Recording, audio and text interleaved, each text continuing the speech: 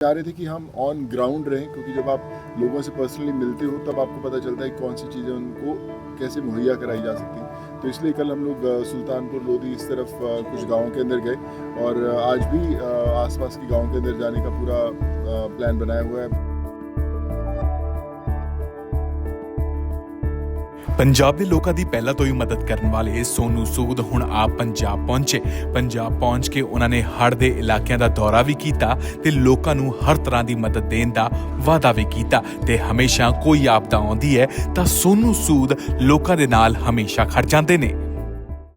के ऊपर जो विपदा आई है, फ्लड्स आए हैं, उसके लिए उन लोगों तक पहुंचना ज़रूरी है। पिछले कुछ दिनों से मालविका, गौतम और पूरी सूद चैरिटी फाउंडेशन की टीम इन गाँव में गई और पता लगाने की कोशिश की कि क्या क्या तकलीफ़ें हैं जो लोगों को हैं, क्या क्या चीज़ें हैं जो उनको चाहिए, और फिर वो लिस्ट बनाई गई, क्योंकि बहुत सारी चीज़ें पहुंचती हैं लेकिन बहुत सारी चीज़ों की ज़रूरत नहीं होती। तो इसलिए हम चाह रहे थे कि हम ऑन ग्राउंड रहें, क्योंकि जब आप लोगों से पर्सनली मिलते हो तब आपको पता चलता है कि कौन सी चीज़ें उनको कैसे मुहैया कराई जा सकती हैं। तो इसलिए कल हम लोग सुल्तानपुर लोधी इस तरफ कुछ गाँव के अंदर गए और आज भी आसपास के गाँव के अंदर जाने का पूरा प्लान बनाया हुआ है। बहुत सारा रिलीफ मटेरियल आ चुका है, जैसी जैसी ज़रूरतें हैं, तो कोशिश की जाएगी कि हर गांव में जाके एड्रेस किया जाए प्रॉब्लम्स और दूर की जाए। कौन सा एरिया विजिट किया गया आपकी तरफ से? अभी सुल्तानपुर लोधी के आसपास जितने गांव थे कल हम लोगों ने वो किए। उससे पहले मालविका धर्मकोट गए थे हम लोग।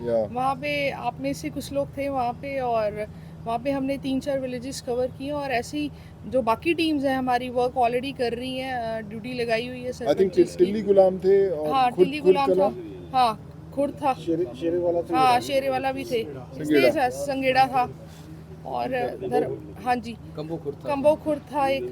तो इस तरह से उन विलेजेस में भी जा रहे हैं और हम कोशिश कर रहे हैं कि किसी भी विलेज में जब हम लोग जाएं तो उस विलेज की पहले लिस्ट होनी चाहिए कि कितने परिवार हैं, क्योंकि प्रॉब्लम ये आ रही है कि जो ज़रूरतमंद है उनके पास वो सामान नहीं पहुंच रहा जो वो चाहते हैं। तो इसलिए एक लिस्ट पहले हम तैयार करते हैं पूरी टीम को भेज के, और फिर उन लोगों का नाम लिया जाता है और उनको फिर उनके हाथ में सामान जो है हैंड ओवर किया जाता है। कितनी हेल्प की गई आपकी तरफ से?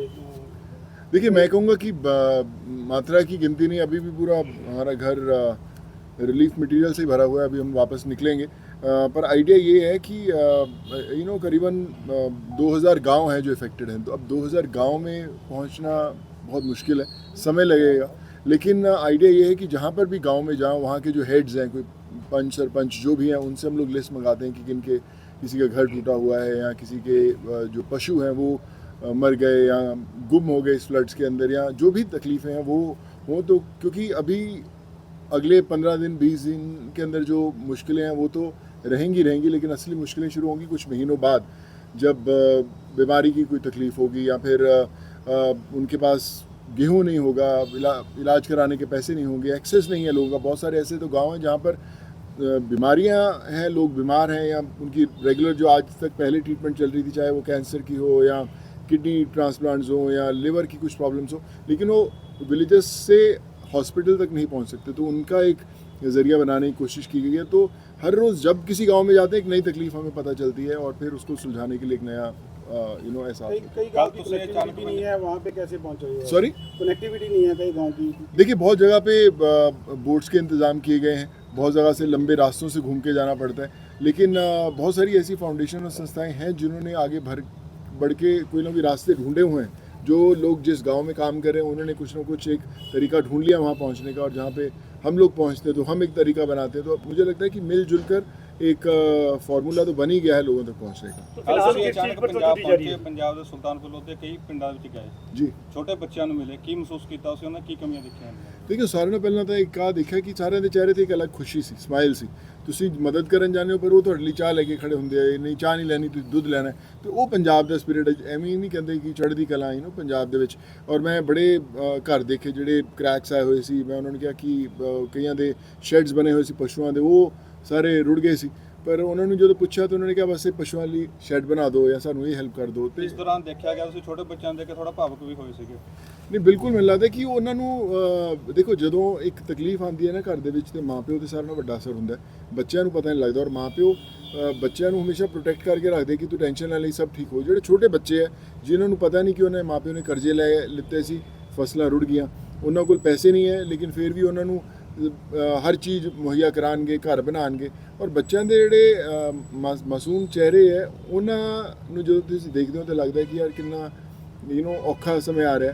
ਕੁਝ ਇੱਕ ਬੱਚਾ ਸੀ ਅਭਿਜੋਤ ਜਿਹਨੂੰ ਅਸੀਂ ਉਹਦੀ ਕਿਡਨੀ ਦੀ ਬੜੀ ਪ੍ਰੋਬਲਮ ਸੀ ਪਰ ਉਹ ਪਹੁੰਚ ਹੀ ਨਹੀਂ ਸਕਦਾ ਸੀ ਹਸਪਤਾਲ, ਉਹਦਾ ਇਲਾਜ ਸ਼ੁਰੂ ਕਰਵਾਇਆ।